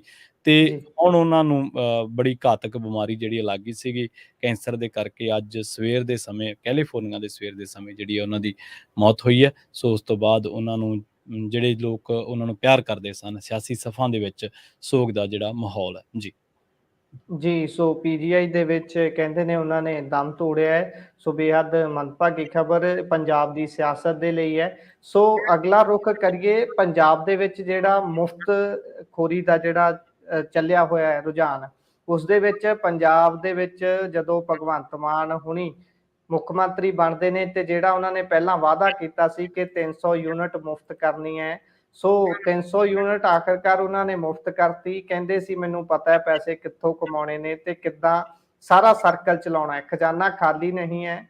ਖਜ਼ਾਨੇ ਨੂੰ ਪਹਿਲਾਂ ਕਹਿੰਦੇ ਸੀ ਕਿ ਇਹਨੂੰ ਪੀਪਾ ਕਾਤੇ ਨਹੀਂ ਕਹਿੰਦੇ, ਫੇਰ ਕਹਿੰਦੇ ਖਜ਼ਾਨਾ ਕਦੀ ਖਾਲੀ ਨਹੀਂ ਸੀ।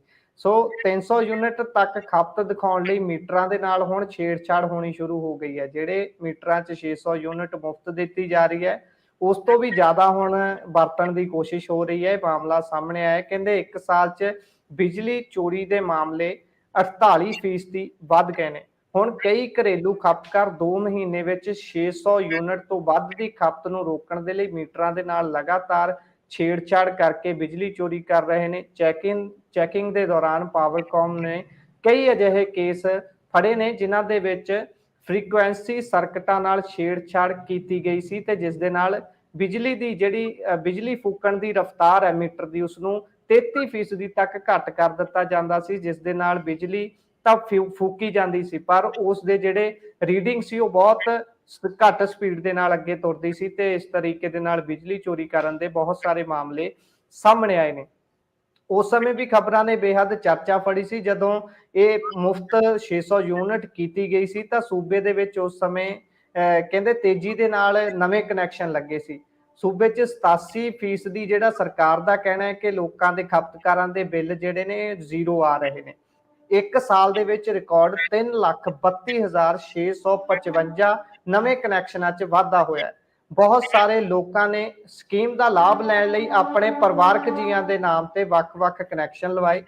ਹੁਣ ਕੁੱਲ 77,46,972 ਘਰੇਲੂ ਕਨੈਕਸ਼ਨ ਨੇ ਤੇ ਇਸੇ ਤਰ੍ਹਾਂ ਬਹੁਤ ਸਾਰੇ ਹੋਰ ਇਸ ਦੇ ਵਿੱਚ ਝੋਲ ਨੇ ਜਿਹੜੇ ਸਾਹਮਣੇ ਆ ਰਹੇ ਨੇ ਲਗਾਤਾਰ। ਪਹਿਲਾਂ ਖਪਤਕਾਰਾਂ ਨੇ ਆਪਣੇ ਘਰ ਦੇ ਵਿੱਚ 600 ਤੋਂ 1200 ਯੂਨਿਟ ਤੱਕ ਮੁਫਤ ਬਿਜਲੀ ਜਿਹੜੀ ਉਸ ਦੀ ਵਰਤੋਂ ਕਰਨ ਦੇ ਲਈ ਅਜਿਹੀਆਂ ਸਕੀਮਾਂ ਲਾਈਆਂ ਕਿ ਘਰਾਂ ਦੇ ਵਿੱਚ 2 ਅਲੱਗ-ਅਲੱਗ ਪੋਰਸ਼ਨ ਦਿਖਾ ਕੇ ਕਿ ਅਸੀਂ ਅਲੱਗ ਰਹਿੰਦੇ ਹਾਂ, 2-2 ਮੀਟਰ ਲਗਵਾ ਲਏ, ਇੱਕ ਉੱਪਰਲੇ ਪੋਰਸ਼ਨ 'ਚ ਇੱਕ ਥੱਲੇਲੇ। ਇਸ ਤਰੀਕੇ ਦੇ ਨਾਲ ਬਹੁਤ ਸਾਰੇ ਮਾਮਲੇ ਸਾਹਮਣੇ ਵੀ ਆਏ ਸੀ ਤੇ ਕਈ ਜਗ੍ਹਾ ਦੇ ਉੱਪਰ ਇਹਨਾਂ ਨੂੰ ਨੱਥ ਪਾਉਣ ਦੀ ਕੋਸ਼ਿਸ਼ ਵੀ ਕੀਤੀ ਗਈ, ਨਕਾਰਿਆ ਵੀ ਗਿਆ ਕਿ ਤੁਹਾਡੇ ਘਰ ਦੇ ਵਿੱਚ ਮੀਟਰ ਨਹੀਂ ਲੱਗ ਸਕਦਾ। ਪਰ ਜਿਨ੍ਹਾਂ ਨੇ ਜੁਗਾੜ ਲਾਉਣਾ ਹੁੰਦਾ ਉਹ ਕਿੱਥੇ ਟਲਦੇ ਨੇ, ਲਾ ਹੀ ਲੈਂਦੇ ਨੇ। ਸੋ ਵੱਡੀਆਂ ਚੋਰੀਆਂ ਹੁਣ ਸਾਹਮਣੇ ਆ ਰਹੀਆਂ ਨੇ। ਮੀਟਰਾਂ ਦੀ ਫ੍ਰੀਕੁਐਂਸੀ ਜਿਹੜੀ ਹੈ ਸਰਕਟ ਘਟਾ ਕੇ ਲਗਾਤਾਰ ਚੋਰੀਆਂ ਦੇ ਮਾਮਲੇ ਸਾਹਮਣੇ ਆ ਰਹੇ ਨੇ, ਜਿਨ੍ਹਾਂ ਦੇ ਨਾਲ ਅਲਟੀਮੇਟਲੀ ਜਿਹੜਾ ਚੂਨਾ ਹੈ ਉਹ ਪੰਜਾਬ ਸਰਕਾਰ ਦੇ ਖਜ਼ਾਨੇ ਨੂੰ ਲੱਗਦਾ ਹੈ ਤੇ ਜਿਹੜਾ ਖਜ਼ਾਨਾ ਹੈ ਉਹ ਭਰਦਾ ਵੀ ਆਮ ਲੋਕਾਂ ਦੇ, ਸਾਡੇ ਲੋਕਾਂ ਦੇ ਟੈਕਸ ਦੇ ਨਾਲ ਹੀ ਹੈ। ਸੋ ਘੁੰਮ ਘੇੜ ਕੇ ਗੱਲ ਸਾਡੇ ਤੇ ਹੀ ਆ ਰਹੀ ਹੈ।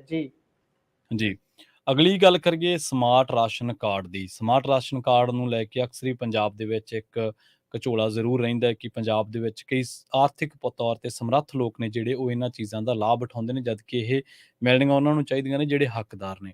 ਇਹਦੇ ਵਿੱਚ ਕੋਈ ਦੋ ਰਾਏ ਨਹੀਂ ਕਿ ਪੰਜਾਬ ਦੇ ਵਿੱਚ ਇਕਨੋਮਿਕਲੀ ਵੀਕ ਸੈਕਸ਼ਨ ਹਜੇ ਵੀ ਹੈਗਾ ਤੇ ਉਹਨਾਂ ਨੂੰ ਇਹਨਾਂ ਚੀਜ਼ਾਂ ਦੀ ਲੋੜ ਜਿਹੜੀ ਆ ਉਹ ਜ਼ਰੂਰ ਹੁੰਦੀ ਹੈ। ਹੁਣ ਖਬਰ ਇਹ ਆ ਰਹੀ ਹੈ ਕਿ ਪੰਜਾਬ ਸਰਕਾਰ ਨੇ ਸੂਬੇ ਭਰ ਦੇ ਵਿੱਚੋਂ ਸਮਾਰਟ ਰਾਸ਼ਨ ਕਾਰਡ ਸਕੀਮ ਦੇ 2,86,000 ਰਾਸ਼ਨ ਕਾਰਡ ਆ ਜਿਹੜੇ ਉਹ ਰੱਦ ਕਰ ਦਿੱਤੇ ਆ। ਅਯੋਗ ਸ਼ਨਾਖਤ ਕੀਤੇ ਗਏ ਰਾਸ਼ਨ ਕਾਰਡਾਂ ਦੇ ਕਰੀਬ 14 ਲੱਖ ਲਾਭਪਾਤਰੀਆਂ ਨੂੰ ਹੁਣ ਮੁਫਤ ਅਨਾਜ ਮਿਲਣਾ ਬੰਦ ਹੋ ਗਿਆ। ਖੁਰਾਕ ਤੇ ਸਪਲਾਈ ਵਿਭਾਗ ਨੇ ਸਤੰਬਰ 2022 ਦੇ ਵਿੱਚ ਕਰੀਬ 40,68,000 ਰਾਸ਼ਨ ਕਾਰਡਾਂ ਦੀ ਪੜਤਾਲ ਦਾ ਕੰਮ ਸ਼ੁਰੂ ਕੀਤਾ ਸੀ ਤੇ ਹੁਣ ਤੱਕ ਜਦੋਂ 93% ਕੰਮ ਮੁਕੰਮਲ ਹੋ ਚੁੱਕਿਆ ਹੈ ਤੇ ਇਹਨਾਂ ਦਿਨਾਂ ਦੇ ਵਿੱਚ ਅਨਾਜ ਵੰਡਿਆ ਜਾ ਰਿਹਾ ਹੈ ਤੇ ਕੱਟੇ ਗਏ ਰਾਸ਼ਨ ਕਾਰਡਾਂ ਸੰਬੰਧੀ ਲੋਕਾਂ ਦੇ ਵਿੱਚ ਰੌਲਾ ਪੈਣਾ ਸ਼ੁਰੂ ਹੋ ਗਿਆ। ਪੜਤਾਲ ਦੇ ਦੌਰਾਨ ਇੱਕ ਗੱਲ ਸਾਹਮਣੇ ਆਈ ਹੈ ਕਿ ਬਹੁਤੇ ਲੋਕ ਰਸੂਖਵਾਨ ਨਿਕਲੇ ਆ ਜਿਹੜੇ ਸਮਾਰਟ ਰਾਸ਼ਨ ਸਕੀਮ ਦੇ ਲਈ ਸ਼ਰਤਾਂ ਪੂਰੀਆਂ ਨਹੀਂ ਕਰਦੇ ਪਰ ਉਹ ਰਾਸ਼ਨ ਲੈ ਰਹੇ ਨੇ। ਪਤਾ ਲੱਗਿਆ ਕਿ ਲੁਧਿਆਣਾ ਦੇ ਵਿੱਚ ਗਿਣਤੀ ਸਭ ਤੋਂ ਵੱਧ 46,016 ਰਾਸ਼ਨ ਕਾਰਡ ਜਿਹੜੇ ਨੇ ਉਹ ਕੱਟੇ ਗਏ ਨੇ। ਅੰਮ੍ਰਿਤਸਰ ਜ਼ਿਲ੍ਹੇ ਦੇ ਵਿੱਚ 36,159 ਰਾਸ਼ਨ ਕਾਰਡ ਕੱਟੇ ਗਏ ਨੇ। ਤੀਸਰਾ ਨੰਬਰ ਗੁਰਦਾਸਪੁਰ ਜ਼ਿਲ੍ਹੇ ਦਾ ਜਿੱਥੇ 21,302 ਰਾਸ਼ਨ ਕਾਰਡ ਕੱਟੇ ਗਏ ਨੇ। ਬਠਿੰਡਾ ਜ਼ਿਲ੍ਹੇ ਦੇ ਵਿੱਚ 20,000 ਤੇ ਇਸੇ ਤਰ੍ਹਾਂ ਹੁਸ਼ਿਆਰਪੁਰ ਦੇ ਵਿੱਚ 17,880, ਪਟਿਆਲਾ ਦੇ ਵਿੱਚ 17,549 ਤੇ ਹੋਰ ਜਿਹੜੇ ਇਸ ਵੇਲੇ ਕਈ ਜ਼ਿਲ੍ਹੇ ਨੇ ਜਿਨ੍ਹਾਂ ਦੇ ਵਿੱਚ ਵੱਡੀ ਗਿਣਤੀ ਦੇ ਵਿੱਚ ਜਿਹੜੇ ਰਾਸ਼ਨ ਕਾਰਡ ਆ ਉਹ ਕੱਟੇ ਗਏ ਨੇ। ਪੰਜਾਬ ਦੇ ਵਿੱਚ ਇਨੀ ਦਿਨੀ ਅਪ੍ਰੈਲ ਤੋਂ ਜੂਨ ਮਹੀਨੇ ਦੀ ਮੁਫਤ ਕਣਕ ਜਿਹੜੀ ਉਹ ਵੰਡੀ ਜਾ ਰਹੀ ਹੈ। ਕੇਂਦਰ ਸਰਕਾਰ ਵੱਲੋਂ ਇਹ ਰਾਸ਼ਨ ਹੁਣ ਮੁਫਤ ਦਿੱਤਾ ਜਾਂਦਾ ਜਦੋਂ ਕਿ ਪਹਿਲਾਂ 2 ਰੁਪਏ ਪ੍ਰਤੀ ਕਿਲੋ ਦੇ ਹਿਸਾਬ ਦੇ ਨਾਲ ਕਣਕ ਦਿੱਤੀ ਜਾਂਦੀ ਸੀ। ਇਸ ਸਾਲ 1 ਜਨਵਰੀ ਤੋਂ ਦਸੰਬਰ ਤੱਕ ਇਹ ਅਨਾਜ ਮੁਫਤ ਹੀ ਦਿੱਤਾ ਜਾਣਾ ਹੈ। ਪੰਜਾਬ ਦੇ ਵਿੱਚ ਇਸ ਵੇਲੇ 40 ਲੱਖ ਕੁੱਲ ਰਾਸ਼ਨ ਕਾਰਡ ਨੇ। ਪੰਜਾਬ ਸਰਕਾਰ ਦੇ ਲਈ ਪਿਛਲੇ ਸਮੇਂ ਦੇ ਦੌਰਾਨ ਇਹ ਸਮੱਸਿਆ ਬਣ ਗਈ ਸੀ ਕਿ ਕੌਮੀ ਖੁਰਾਕ ਸੁਰੱਖਿਆ ਐਕਟ ਦੇ ਤਹਿਤ ਪੰਜਾਬ ਦੀ ਆਬਾਦੀ ਦੇ ਲਿਹਾਜ਼ ਦੇ ਨਾਲ ਅਨਾਜ ਦਾ ਕੋਟਾ ਦਿੱਤਾ ਗਿਆ। ਪੰਜਾਬ ਦੇ ਲਈ ਅਨਾਜ ਦਾ ਕੋਟਾ ਘੱਟ ਹੈ ਜਦੋਂ ਕਿ ਰਾਸ਼ਨ ਕਾਰਡਾਂ ਦਾ ਅੰਕੜਾ ਵੱਧ ਹੈ, ਜਿਸ ਦੇ ਨਤੀਜੇ ਵਜੋਂ ਕਰੀਬ 12% ਰਾਸ਼ਨ ਕਾਰਡ ਜਿਹੜੇ ਹੋਲਡਰ ਹੈ ਉਹ ਮੁਫਤ ਅਨਾਜ ਲੈਣ ਤੋਂ ਵਿਰਵੇ ਰਹਿ ਜਾਂਦੇ ਆ। ਸਿਆਣੇ ਲੋਕ ਅਕਸਰ ਹੀ ਪਿੰਡਾਂ ਦੇ ਵਿੱਚ ਗੱਲਾਂ ਕਰਦੇ ਆ, ਕਹਿੰਦੇ ਢਿੱਡ ਦਾ ਭੁੱਖਾ ਰੱਜੂ ਪਰ ਨੀਤ ਦਾ ਭੁੱਖਾ ਨਹੀਂ ਰੱਜਦਾ ਕਦੇ। ਨੀਤ ਦੇ ਭੁੱਖੇ ਨੂੰ ਰਜਾਉਣਾ ਬਹੁਤ ਔਖਾ ਹੈ। ਪੰਜਾਬ ਦੇ ਵਿੱਚ ਹਲੇ ਵੀ ਕਈ ਪਰਿਵਾਰ ਅਜਿਹੇ ਨੇ ਜਿਨ੍ਹਾਂ ਦੀਆਂ ਜੇਕਰ ਮੋਢਿਆਂ ਤੇ ਵਾਰੀਆਂ ਗਿਣੀਏ ਨਾ ਤੇ ਹਰ ਵਾਰ ਨੂੰ ਹੀ ਵਾਰੀ ਆਉਂਦੀ ਹੈ ਉਹਨਾਂ ਦੀ। ਸੋਮਵਾਰ ਨੂੰ ਵੀ, ਮੰਗਲਵਾਰ ਛੱਡ ਕੇ ਬੁੱਧਵਾਰ ਨੂੰ ਵੀ, ਵੀਰਵਾਰ ਛੱਡ ਕੇ ਸ਼ੁੱਕਰਵਾਰ ਤੇ ਸ਼ਨੀ ਤੇ ਐਤ 4 ਵਾਰੀਆਂ ਜਿਹਦੀਆਂ ਮੋਗੇ ਦੇ ਵਿੱਚ ਨੇ ਤੇ ਉਹਦੀ ਪੈਲੀ ਦਾ ਅੰਦਾਜ਼ਾ ਤੁਸੀਂ ਲਾ ਸਕਦੇ ਹੋ ਕਿ ਘੱਟੋ ਘੱਟ 50-60 ਕਿੱਲੇ ਤਾਂ ਵਾਹੁੰਦਾ ਹੀ ਹੋਊਗਾ। ਪਰ ਉਹਨਾਂ ਦੇ ਘਰਾਂ ਦੇ ਵਿੱਚ ਜਾ ਕੇ ਜੇ ਤੁਸੀਂ ਗੱਟੇ ਗਿਣੋਗੇ ਤੇ ਸਭ ਤੋਂ ਵੱਧ ਉੱਥੋਂ ਨਿਕਲਦੇ ਆ ਕਿਉਂਕਿ ਜਾਲੀ ਵੀ ਉਹਨਾਂ ਨੇ ਬਣਾਉਣੇ ਆ ਤੇ ਆਪਦੇ ਹੋਰ ਬੰਦਿਆਂ ਦੇ ਨਾਂ ਤੇ, ਕਿਸੇ ਦੇ ਨਾਂ ਤੇ ਕਿੱਲਾ ਪੈਲੀ ਹੈ, ਕਿਸੇ ਦੇ ਨਾਂ ਤੇ 2 ਕਿੱਲੇ ਆ, ਪਰਿਵਾਰ ਵੱਡੇ ਆ, ਉਹਨਾਂ ਨੇ ਕੋਈ ਕਸਰ ਨਹੀਂ ਛੱਡੀ। ਜਦ ਕਿ ਜੇ ਸਾਰੇ ਪਿੰਡ 'ਚੋਂ ਸੰਦ ਗਿਣਨ ਲੱਗ ਪਈਏ ਤਾਂ ਉਹਨਾਂ ਲੋਕਾਂ ਦੇ ਘਰਾਂ 'ਚ ਹੀ ਹੋਣਗੇ। ਕੀ ਕੰਪਿਊਟਰ ਕਰਾਏ, ਕੀ ਲੇਜ਼ਰ ਸੁਹਾਗੇ, ਹਲ, ਤਵੀਆਂ, ਜਿੰਦਰੇ ਜੋ ਮਰਜ਼ੀ ਗਿਣ ਲਿਓ ਕਿਉਂਕਿ ਇਹ ਚੀਜ਼ਾਂ ਦੇਖੀ ਦੀਆਂ ਅਕਸਰ ਹੀ ਪਿੰਡਾਂ ਦੇ ਵਿੱਚ। ਪਰ ਉਹ ਉਹਨਾਂ ਲੋਕਾਂ ਦਾ ਹੱਕ ਖਾਂਦੇ ਆ ਗੁਰਪ੍ਰੀਤ ਜੀ, ਜਿਹੜਿਆਂ ਲੋਕਾਂ ਨੂੰ ਦਿਨ ਦਾ 300 ਰੁਪਈਆ ਲੈਣ ਲਈ ਵੀ 10-12 ਘੰਟੇ ਧੁੱਪ ਦੇ ਵਿੱਚ ਸੜਨਾ ਪੈਂਦਾ।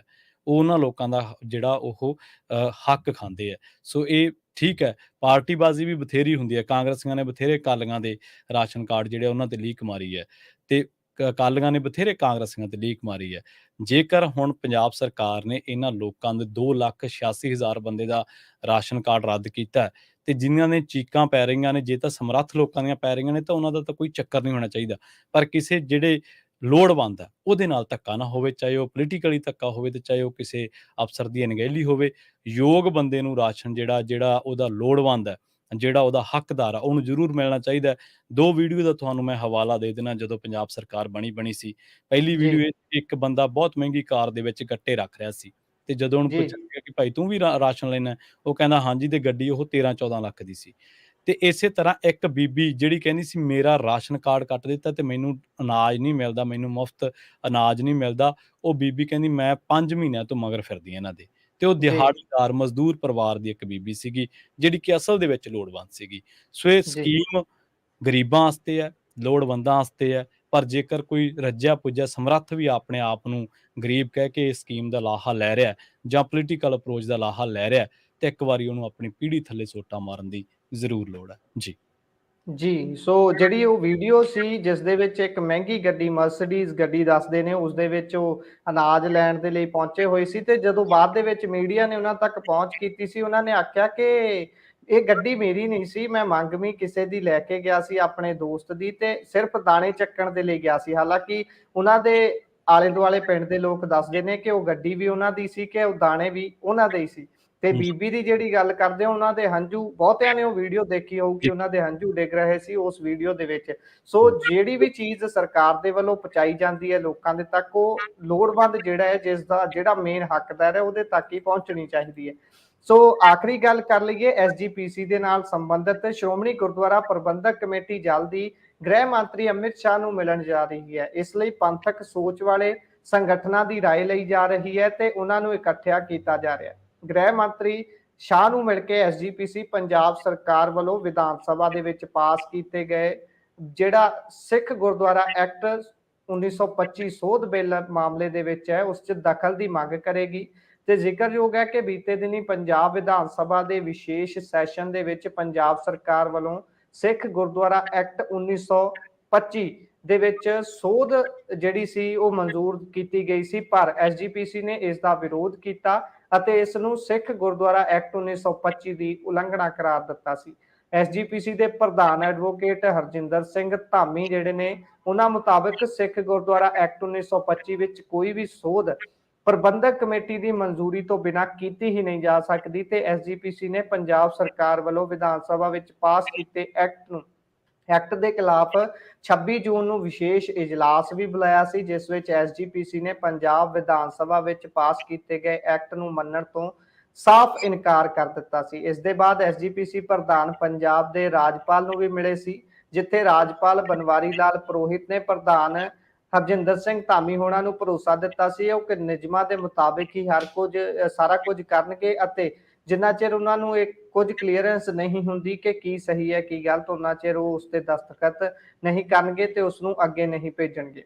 ਸੋ ਐਡਵੋਕੇਟ ਧਾਮੀ ਨੇ ਯੂਨੀਫਾਰਮ ਸਿਵਲ ਕੋਡ ਦਾ ਵੀ ਵਿਰੋਧ ਕੀਤਾ। ਉਹਨਾਂ ਨੇ ਪਰੰਪਰਾ ਸੰਸਕ੍ਰਿਤੀ ਦੇ ਘੱਟ ਗਿਣਤੀ ਦੀ ਖਾਸ ਪਛਾਣ ਦੇ ਸੰਭਾਵਿਤ ਨੁਕਸਾਨ ਬਾਰੇ ਚਿੰਤਾ ਪ੍ਰਗਟਾਈ ਹੈ। ਸੋ ਵੱਖ-ਵੱਖ ਗੱਲਾਂ ਉਹਨਾਂ ਨੇ ਕੀਤੀਆਂ ਨੇ। ਸੋ ਖਾਸ ਗੱਲ ਇਹੀ ਹੈ ਕਿ ਗ੍ਰਹਿ ਮੰਤਰੀ ਦੇ ਨਾਲ ਜਲਦ ਹੀ ਮੁਲਾਕਾਤ ਕਰੇਗੀ ਐਸਜੀਪੀਸੀ ਅਤੇ ਮੰਗ ਕੀਤੀ ਜਾਵੇਗੀ ਕਿ ਗੁਰਦੁਆਰਾ ਸੋਧ ਐਕਟ ਜਿਹੜੀ ਉਸ ਦੇ ਵਿੱਚ ਸੋਧ ਕਰਨ ਦੀ ਗੱਲ ਕੀਤੀ ਜਾ ਰਹੀ ਹੈ ਉਹ ਨਾ ਹੋ ਸਕੇ, ਇਸੇ ਦੀ ਲਈ ਦਖਲ ਦੀ ਮੰਗ ਕੀਤੀ ਜਾਣੀ ਹੈ। ਜੀ ਪ੍ਰਵੀਨ ਜੀ ਗੁਰਪ੍ਰੀਤ ਜੀ, ਇਹਨਾਂ ਖਾਸ ਖਬਰਾਂ ਤੇ ਖਾਸ ਜਾਣਕਾਰੀਆਂ ਸਾਂਝੀਆਂ ਕਰਨ ਦੇ ਲਈ ਤੁਹਾਡਾ ਬਹੁਤ-ਬਹੁਤ ਧੰਨਵਾਦ ਜੀ। ਸਮਾਂ ਸਮਾਪਤੀ ਵੱਲ ਜੀ, ਧੰਨਵਾਦ ਜੀ, ਸਤਿ ਸ਼੍ਰੀ ਅਕਾਲ। ਸਤਿ ਸ਼੍ਰੀ ਅਕਾਲ। ਸੋ ਜੁੜੇ ਰਹੋ ਪੰਜਾਬੀ ਰੇਡੀਓ USA ਦੇ ਨਾਲ। ਪੰਜਾਬੀ ਰੇਡੀਓ USA ਤੇ ਅਗਲੀ ਪੇਸ਼ਕਸ਼ ਪ੍ਰੋਗਰਾਮ ਅਪਡੇਟ ਅਮਰੀਕਾ ਪ੍ਰੋਗਰਾਮ ਦੇ ਵਿੱਚ ਗੱਲਬਾਤ ਕਰਾਂਗੇ ਅਮਰੀਕਾ ਦੇ ਨਾਲ ਵਿਸ਼ਵ ਭਰ ਦੇ ਵਿੱਚ ਵਾਪਰ ਰਹੀਆਂ ਅਹਿਮ ਖਾਸ ਵੱਡੀਆਂ ਤੇ ਖਾਸ ਖਬਰਾਂ ਦੇ ਬਾਰੇ, ਘਟਨਾਵਾਂ ਦੇ ਬਾਰੇ। ਜੁੜੇ ਰਹੋ ਪੰਜਾਬੀ ਰੇਡੀਓ USA ਦੇ ਨਾਲ ਤੇ ਆਖਿਰ ਦੇ ਵਿੱਚ ਇੱਕ ਵਾਰ ਫਿਰ ਤੋਂ ਤੁਹਾਨੂੰ ਸਭ ਨੂੰ ਪਿਆਰ ਸਤਿਕਾਰ ਸਹਿਤ ਸਤਿ ਸ਼੍ਰੀ ਅਕਾਲ।